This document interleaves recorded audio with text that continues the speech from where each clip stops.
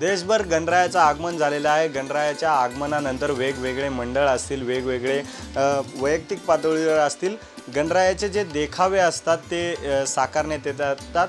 मी सध्या सायनमधील अशाच एका देखावा पाहण्यासाठी आलो आहे। वाराणसीमधील जे घाट आहे त्याचं कुठंतरी जे प्रतिबिंब आहे ते आपल्याला मुंबईच्या सायनमध्ये पाहायला मिळत आहे। गणराय जे आहेत ते गंगा नदीची जी आहे साफसफाई करतानाचा हा देखावा आहे। कुठंतरी एक सामाजिक संदेशसुद्धा या देखाव्यामधून आपल्याला पाहायला मिळतोय। तुम्ही जर बघितलं तर प्रयागराज घाटसुद्धा इथे आहे आणि वाराणसीमधील जे घाट आहेत ते इथं साकारण्यात आलेले आहेत। प्रयागराज घाट असेल, महाराणी पुटिया घाट असेल, त्याच्यानंतर दशाश्वर मेघ घाट असतील, वेगवेगळे जे वाराणसीमधील प्रसिद्ध घाट आहेत आणि वाराणसीमध्ये जो कोणी भक्त गेला असेल त्याला हुबेहूब प्रतिकृती ही मुंबईच्या सायनमध्ये तुम्हाला पाहायला मिळते।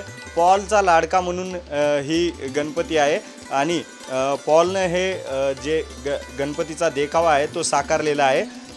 गंगा नदीमधील प्रदूषणावर ही थीम आधारित आहे। नमामि गंगे जो सरकारचा प्रोजेक्ट आहे तो पण याच्यामध्ये दाखवण्यात आलेला आहे। आणि या देखाव्यासंदर्भात बोलण्यासाठी माझ्यासोबत पॉल स्वतः आहे। पॉल, काय सांगशील, हा देखावा कसा सुचला आणि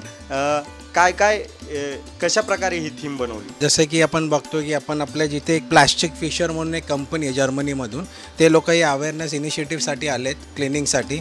आपला नमामि गंगा जे गव्हर्नमेंटची जी प्रोजेक्ट्स आहे ते सुद्धा आपण तिथे त्यांचे क्लिनिंग बोट्स, त्यांचे बाकीचे इतर कामं कशी चालतात ते सुद्धा आपण इथे पोर्ट्रेट केलं आहे। आपला बाप्पासुद्धा इथे या इनिशिएटिव्हसाठी आलेत हेल्प करण्यासाठी। बाप्पासोबत दिसणारा उंदीर मामा याच्यामध्ये फोकस दिसतोय, उंदरांची सेना दिसते। काय सांगशील एकूण या बाप्पा म्हटलं की मोषकची जी फन असतं ते आपण इथे पॅरलल युनिव्हर्सिटी दाखवण्यासाठी बाप्पांची ते आपण इथे सादर केलेलं आहे आपल्या देखावामध्ये।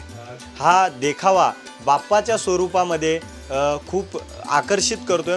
मोठ्या प्रमाणात पॉलला समाज माध्यमांवर, इंस्टाग्रामवर असतील, मोठ्या प्रमाणात याबद्दल त्याची स्तुती पण होत आहे। कॅमेरा पर्सन योगेश सोबत अजय दंजे, TV9 मराठी, मुंबई।